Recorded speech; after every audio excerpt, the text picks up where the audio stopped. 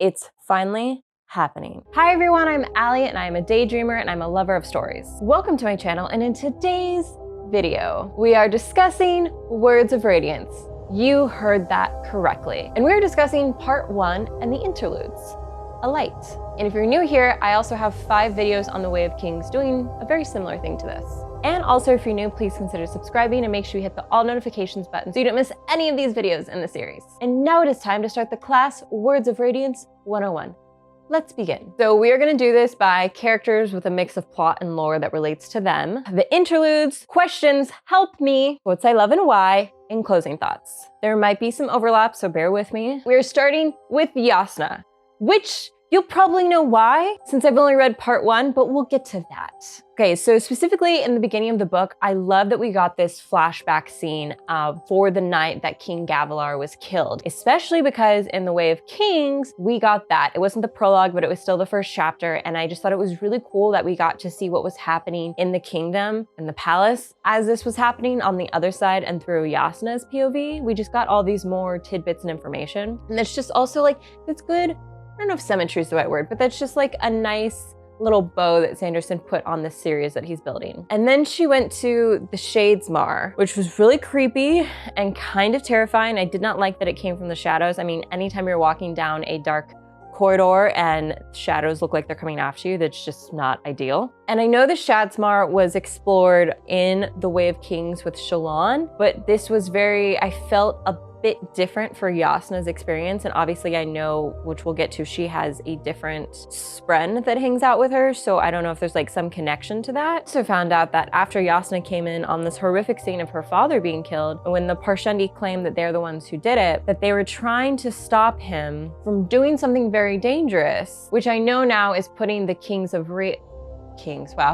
Knights Radiant back together, which I've kind of discovered through my readings that they were in charge of the Voidbringers. Am I connecting those dots right? And they made them, I'm guessing, do their bidding, which we'll get more into when I get to the interludes on that section. Further on in this part 1, Jasnah is talking about Ivory, who was her spren, and she mentions it to Shallan, and she's like, wait a second, Ivory actually doesn't want me talking about him to you because he had this great mistrust when the Knights Radiance betrayed them, and he feels like uncomfortable. And I guess I'm like, what exactly did the Knights Radiant do to betray the spren, which I'm still figuring out in this puzzle, and there's more information that comes along through the other characters. But I do not, for a fact, believe that Jasnah is dead. I refuse to accept that truth, because why would you kill someone so important to the storyline who's actually discovered the truth about the Parshundi just to kill them? I'm not accepting it. It doesn't seem real. I'm gonna wait and see. So now we are rolling into Shallan, who I really loved in the first book, specifically with how he portrayed her trauma that she was dealing with. It felt very real and relatable, and the anxiety that she sort of felt around all that. But in this book, so Shallan is a soulcaster, and she's training with Jasnah, but they're in a different order. Again, trying to connect all the pieces. But Kaladin appears to be a surge binder from what I have gathered. But later on, Jasnah's like, it looks like you might actually also, or just actually have surge binding powers, which she's not super happy about, but she wants her to study them. And everyone, specifically Jasnah, is like, we're not the Knights Radiant, you guys. And I'm like, I think you guys are. And this was also fascinating. So Shallan is trying to get Pattern to remember. And he's like, what do you mean remember? Where you were before, your like past memories. And we saw throughout the Way of Kings, and now a little bit in Words of Radiance, that Syl is slowly starting to remember things from her past, but it's like blocked out and it's fuzzy. I don't know if it's the type of creatures that spren are, or if it's the fact they both left their world and came here, so their thoughts got like blocked out or something. Thought that was a very interesting mirror of each other, that they are both sort of experiencing that, and these two spren are attached to them. The other thing that is reflective of Shallan and Kaladin is that Shallan and Kaladin both are experiencing their spears dimming sooner than normal. That shouldn't be happening. Once again, Sanderson is referencing how they're kind of experiencing the same thing, which is why I think they're Knights Radiant. I want to understand why Shadesmar is so dangerous. We saw the flashback in Jasnah's the night that her father died. She went to Shadesmar and it was really creepy and disturbing. And then when Shallan did it in Way of Kings, it was also really creepy and disturbing. And then this time when she's in the Shadesmar trying to make fire, Pattern's like, yo, we need to hurry up. This is not safe for us. I'm really scared. We shouldn't be here right now. So I want to know why it's so dangerous. Obviously, that is like a place that he left. And we know that specifically for Syl, she wasn't supposed to leave, which I will get into that later. What is so terrifying about this place? I think it's really smart that Shallan told these merchants that she was Jasnah, so she could basically get a passage to the Shattered Plains. But I'm wondering if it's gonna make her look bad when she arrives to the Shattered Plains, that she was pretending to be her and she has her trunk, but there is no Jasnah and no one knows who she is or that she was working for Jasnah. I mean, maybe she was in letters to her mom, but this could look really bad, like maybe she killed her. Am I overthinking it, guys? Maybe I'm overthinking it. Also, I am pretty sure that those merchants are the ones that had Kaladin before he arrived at the Shattered Plains. Am I getting it, guys? Am I doing it? Am I connecting all the dots? All right, now it's time for Kaladin. I know I talked about him like really frustrating me and I wanted him to have some sort of arc, but I think I'm now accepting that I'm probably not going to get a full arc from Kaladin until like maybe the books are over. That's just how Sanderson's writing him. So I'm learning to enjoy my space with Kaladin and kind of his ebb and flows that he goes through with his emotions. And I really felt a lot for him in this series. He's feeling a lot of trauma and he's really terrified all these bad things are going to happen or be taken away from him. Specifically, he's really concerned about the fact now that he has these surge binding powers, he's afraid they're going to take it from him, especially now that he knows that Dalinar wants to bring back the Knights Radiant. And I feel like we can trust Dalinar, but maybe if other people find out about it, they won't accept him because he's not a Light Eyes. He's talking to Tef about it and he said, "Everything I've ever had, Tef," Kaladin whispered, "the Light Eyes have taken from me. My family, my brother, my friends, more than you can imagine. They see what I have and they take it." He held up his hand and could faintly make out a few glowing wisps trailing from his skin, since he knew what to look for. "They'll take it. If they can find out what I'll do, they'll take it." That was the line that really hurt me, got me emotional, and I'm really concerned for Cal, and I think he does have a real thing to be afraid of, especially because of who shows up at the end of part 1. We will get to that. There's a lot to cover with Kaladin. I feel like he's our main character. And then we also have the glyph, which is, I don't know if it's going to affect Kaladin, but everyone keeps talking about it that knows about it. And now it's making me nervous. We have this weird connection with Spren. Syl, we love Syl. She talked about how she essentially left the other world and she had to get away from the Stormfather, which I'm like, is that her god? And it was really scary. And she had to find a way to pretend that she was a part of the Windspren so she could just get here. And then Dalinar has this flashback where he's with a Knight Radiant and a few other normal Joes, and they're all trying to find this Spren who has supposedly claimed to be acting weird and abnormal. But then we have this knowledge from Jasnah that the Spren were betrayed by the Knights Radiant. So we really have this huge telephone game of we don't know who is actually telling the truth.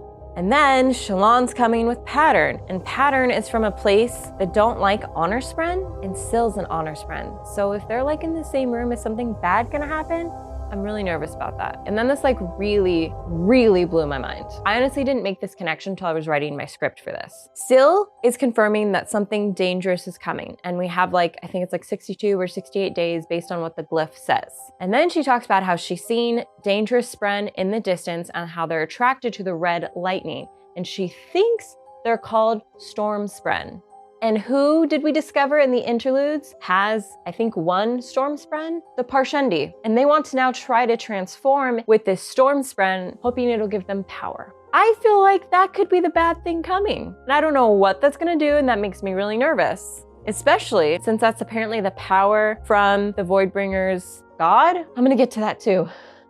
So much has happened in like this first part of the book, and it's like only a little over 200 pages. And now it sounds like Spren are literally connected to Knights Radiant because Ivory, which is Jasnah's, or is her Spren, said that they were betrayed by the Knights Radiant. And then Syl literally says that she was not capable of getting here to their world without a life force, without her connection to Cal. So it's like she had this previous connection to Cal somehow in her world, her universe, and she needed him in order to get here, which is just another signal to me that says he is a Knights Radiant. If he's not, then I don't understand anything Sanderson's doing. And then lastly, it feels like Kaladin is starting to be a little less fearful, more accepting of his new powers, but now we have this new problem. His arch nemesis has arrived at the camp, Amaran. We don't like him. him. I'm pretty sure if anyone could potentially mess things up for him, it's Amaran. But hopefully Dalinar will trust his gut instinct like he had when he decided to literally save Kaladin from slavery and all the bridge foremen, and really trust their honor and dignity that they have, and allow Kaladin's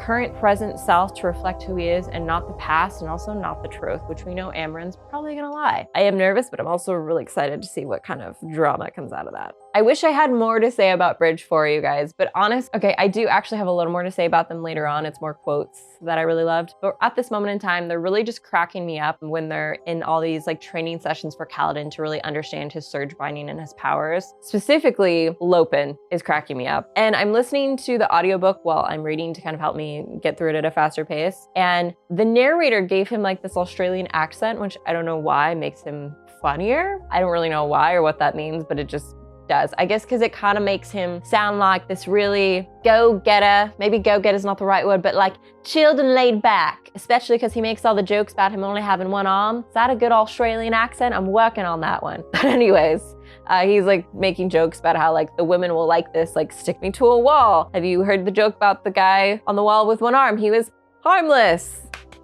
That was pretty funny. I have to give that up to Lopin, or I guess that was Sanderson who wrote that. I saved Dalinar for last because I love him. You guys know how much I love Dalinar. I did not think I would love him as much as I do, but I'm obsessed with Dalinar. Can we talk about his flashback where the Radiant, I think this is when they're looking for the Spren, he notices that the Radiant is wearing, I think it's either his Shard's plate or Adelin's. I actually think it's now Adelin's, and I wrote in my note that it was Dalinar's like a fool. But regardless, that's really interesting that whoever is wanting him to have these flashbacks specifically showed him a Knight's Radiant in his Shard's Blade, or his son's Shard's Blade, a Shard's Blade that he is connected with. There's a reason for that, so maybe they have a connection to that, or maybe Adolin is a Knight's Radiant and that's why he was seeing that, maybe. Again, we're playing this telephone game of like, was it the Spren who betrayed the Knight's Radiant, or was it the Knight's Radiant who betrayed the Spren? Basically, they're both upset, and we're gonna have to probably wait and see who did what to each other and figure out what the drama is. The Almighty isn't the Almighty? That's what happened in this flashback. That is the information I received. What? I get that I have to read and find out, but what? The Almighty is not the Almighty? I mean, do we actually know what the dangerous thing is coming? Because maybe the Parshundi using the Stormspren, maybe it's not even that. Maybe it doesn't even happen in this book. Sanderson just wants to like drag me on this adventure. Well, I'm here. Or maybe it's like about to be answered in the next part and I'm just being dramatic. All right, so for the very little romance we get, I died over this quote. Navani wants that blackthorn. Yes, that time has come. We're talking about that right now. He hasn't gone like fully public, I guess, with a relationship. Dalinar, give your woman what she wants. She says, I am not a patient woman, you realize. I am as spoiled as those high princes accustomed to getting what I want. Give Navani what she wants, Dalinar. Okay, so I have the exact number. 62 days. 62 days is what it said on the glyph till the dangerous thing comes. So I'm just gonna be stressed out till that happens. I guess I'm like kind of still creeped out by this element, but I feel like the information that was given to me made me less creeped out by it. I have mixed feelings about it. When Dalinar goes to the battlefield, he's hoping the Shardbearer is going to be there so he can fight them again. But then he notices they're actually watching him from the cliffs, and there's a few other Parshundi that are watching. So they're clearly like making calculated moves. They're studying them, trying to understand. And obviously the humans are silly thinking that the Parshundi are not that smart, which is dumb. But in the interludes, we get 2 chapters on the Parshundi seeing their point of view, which is really cool and interesting, but then also kind of takes like the mystery away. I don't hate it. I don't love it. I like it, but I also kind of wish it didn't happen. So now we're into the interludes and we're going to discuss all my things about the Parshundi. So their actual name is the Listeners, which I think from all the information I gathered from these 2 chapters is because they were originally the Voidbringers, and in the prologue and Way of Kings, they decided to put down their swords. They didn't want to do that anymore. They didn't want to listen to whoever their gods were, but then they had to sing these songs to sort of pass the history and the information down. In turn, they have to listen to each other to make sure they can pass that information on. Because there was a section in there where one of the Parshundis, she's the Shardbearer who fought Dalinar, she was talking to her mom and said how sometimes in the songs, information got lost or confused or said differently. Again, the telephone game. Thus, they are listeners, but they don't have all the information. Then this was also really interesting. They marched over the uneven surface of the plateaus and saw only natural rock, never knowing that they traversed the bones of a city long dead. This makes me think, I'm gonna butcher this so hard, even though the audiobook told me how to say it. Urithiru, which is like the ancient city of the Knights Radiance. I cannot pronounce that. I'm gonna put the text on the screen, guys. Out of all his fantasy names, I think that one is the most complicated. So I think it's that city, the one that Jasnah talks to Shallan about. She thinks it exists in the Shattered Plains, and that description and their first interlude made me think it's that. And then, which is horrifying, which still kind of makes it a little creepy, they confirmed that their Dole form, which is the Parshmen, they use as spies on the humans. That's kind of terrifying, especially because when Jasnah and Shallan were in Kharbranith, they literally noticed that all around them, there were Parshmen. But there's also a Parshman on Bridge 4. And if they're spying, how do they get the information back? Is it through their singing? Like, do they hear it? I have a lot of questions if you can't tell. But then they have their Parshundi that are turning into Parshmen to avoid the humans killing them. They are clearly getting worn out by this war, which is the opposite effect. They wanted the Alethi to get worn out from the war, that it's happening to their people. The only other interlude I really have a comment on was Yim's. I thought his story was really interesting. Like if it was just kind of a short story on its own, I really enjoyed it. But I want to know, who was it that he tried to kill or poison with a bottle of wine 40 years ago? Because we know Sanderson drops his information for a very specific reason, and then someone came after him to punish him for it. I know that I just asked you guys a lot of questions, but we have now entered the section of questions. Help me. I hope these are ones you can actually answer versus just the read and find out answer. So this is probably a Rafa, a read and find out, but I was like, did I miss this information? On the top of chapter 5, page 84 from Navani's journal, it says the sign on the wall proposed a greater danger, even than its deadline, to foresee the future is of the Voidbringers. She's talking about the glyph on the wall that presented them danger in 62 days, but she's saying that like to foresee the futures of the Voidbringers. So were the Voidbringers able to see the future? I feel like that's kind of the first time we've ever gotten that information. Holy crap. In Rin's interlude, when she arrives to the island that is like a creature and she meets a guy and it says that he has like a Voidbringer shadow, but then they call him another race. I am genuinely confused. Rin took a step toward him, but Kylim grabbed her shoulder and pulled her back. Amion, he hissed, keep your distance. The blue fingernails and deep blue eyes should have been a clue. Oh, her name's Risen, not Rin. Risen stepped back, though she couldn't see his Voidbringer shadow. And then they keep saying he's a Amion, A-I-M-I-A-N. I don't know what that is, and she's saying he has a Voidbringer shadow, but it's never brought up again. So please explain that to me, because I'm confused, or maybe I'm not supposed to have that information. And then it says Shallan was betrothed to Adolin. When did that happen and why? I can't remember. Was it established in the Way of Kings? In the comments, let me know to help my memory in case that's important when she arrives at the Shattered Plains. Syl said she saw how upset the Stormfather was, and this was like when she had to leave that world. Is the Stormfather the god of the Sprents? Do we know that? Do you guys know that? Am I supposed to know that yet? I think I'm totally cheating because this last question I probably have to find out, but I'm gonna ask you guys and see if you can help me. If Tef had been in a dour mood before, this drove him even further. He looked at the ground. He spoke of his past infrequently, but Kaladin was more and more certain that whoever these people had been, they were dead because of something Tef himself had done. What did Tef do? So now we're going to the section of quotes I love. We'll do it, Jasnah, Shallan said. We'll travel to the Shattered Plains and we'll find Unanswered. I'm ruining this beautiful moment because I can't pronounce that fantasy word. We'll get the evidence and convince everyone to listen. You guys, Shallan said they're gonna do it together, so they have to do it together, so I really need Jasnah to come back. So I'm gonna be really upset because it was such a beautiful moment and bonding moment for them, and we're just gonna be really upset if they...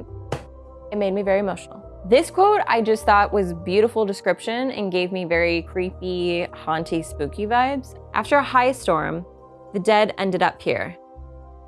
And since storms blew westward, toward the west camps, the body is washed in this direction. Kaladin found it hard to move without stepping on bones entwined in the accumulated foliage on the chasm floor. I felt like I could just really picture that. Sailing Kaladin just once again having a beautiful moment and her being so sweet to him. That's foolishness. You know it is.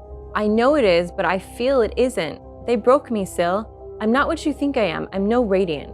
That's not what I saw, Syl said. On the battlefield, after Sadius's betrayal, when the men were trapped, abandoned, that day, I saw a hero. He looked into her eyes. She had pupils, though they were created only from the differing shades of white and blue like the rest of her. She glowed more softly than the weakest of spheres, but it was enough to light his finger. She smiled, seeming utterly confident in him. At least one of them was. I just thought it was so sweet that she pointed out to him that everyone saw that you were a hero. All of us want you to see that, Cal, because you're a hero. Okay, I have 2 rock quotes coming up. I can't decide which is my favorite one, but this is one of them. You are to be praised for your aid of us. Mafaliki, I think that's how Rock says it. Rock said to her, I will endure whatever you wish for me. And now that I am free, I can create a shrine fitting for you. A shrine? Syl said, eyes widening. Ooh. Syl, Kaladin said, stop it, Rock. I saw a good place for the men to practice. I love how much Rock loves Spren and respects them, and I really hope he makes a shrine for Syl, because that would be amazing and hilarious, and I know it would irritate the crap out of Cal in a really funny way. This is the Rock quote that might be competing with the moment of him and Syl. That I can see thee, Spren, and you cannot. Rock rested a hand on the smaller man's shoulders. It is all right, friend. I do not blame you for being blind. Most lowlanders are. It is the air you see. Makes your brain stop working right. We love a good lowlander insult in these books. How do you get to know people so well? Tef said. It involves a lot of cutting them apart, Kaladin said, looking down at his hand, which he scraped while fighting Rock. I thought that was kind of a beautiful metaphor, but also a callback to the fact that we learned that Kaladin actually trained to be a surgeon from his father, and that was how him and his father got to know each other, really. I just appreciate Sanderson for doing that really well. Okay, this is from Risen's chapter. There will be people like this in any culture, for every society is made of individuals. You must learn to do this. Do not let your assumptions about a culture block your ability to perceive the individual, or you will fail. I feel like that is a really good quote of expressing how you should not judge or assume or have such prejudice towards people that you have not met or really known or experienced. Because assumptions, you are assuming, you do not have all the information. And I think that is really important to know for life. Now that we are progressing on to part 2, I think it would be really cool if we found that ancient city, and I'm not gonna pronounce it again to make a fool of myself. It's just gonna be right here. And Jasnah said that you need a Knight's Radiant to open the way to this ancient city. Well, Shallan's about to arrive there, and Kaladin is there, so I think both of them can open it together. And I think, isn't this technically the part where we call roll credits? Because Jasnah, before she passed, gave Shallan a book that was called Words of Radiance. Also, The Way of Kings is a book in that book. So I'm just gonna assume that all the books in the Stormlight Archive series exists within its book. A book within a book. And the Words of Radiance specifically contains information about Lightweavers, which could be Surgebringers. So I think we're gonna learn about them more in this book, just like we learned about Way of Kings and the Way of Kings. So we will learn about them soon in part 2 when the next video comes out, and it'll be on part 2 and those interludes. If you ended up getting all the way to the end of this video, fantastic, you're amazing. I actually probably said a lot of things that didn't make it in this video. So if you want, you can go sign up on my Patreon under the Storytellers. If you sign up at that one, you'll get All Be Uncut, so you can get all my feelings and opinions about the books that you love. I will see you all in the next video. Bye.